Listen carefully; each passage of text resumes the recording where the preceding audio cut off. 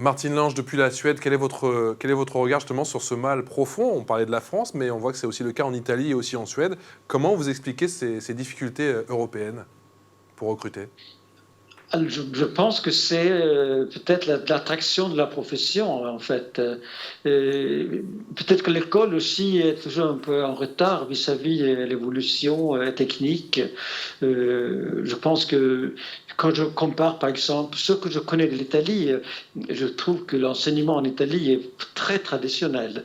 Il y a beaucoup de devoirs, par exemple. Je vois en été les pauvres élèves italiens qui portent des sacs à dos pleins de livres pour faire des devoirs pendant les vacances. Ça, on n'a pas ici. Et je crois qu'en Suède, il y a quand même une idée un peu plus radicale sur la pédagogie. Et que je crois que ça, c'est le seul moyen, c'est de vraiment donner aux profs, aux enseignants la liberté d'être créatifs, d'être acteurs et de reprendre le pouvoir sur la situation pédagogique et didactique.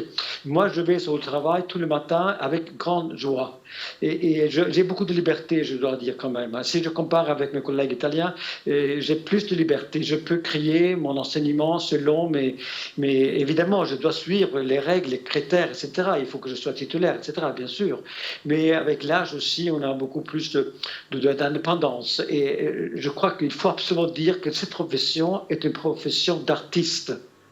Et si on est considéré comme artiste, je pense que ça va donner beaucoup plus d'attraction à la profession. Parce qu'on est des artistes, hein, on est devant, c'est un petit théâtre hein, qui se crée tous les jours. Ouais. Avec notre public, nos élèves, c'est le public. Et quand il y a un échange d'idées, et là, c'est vraiment le plus beau métier du monde.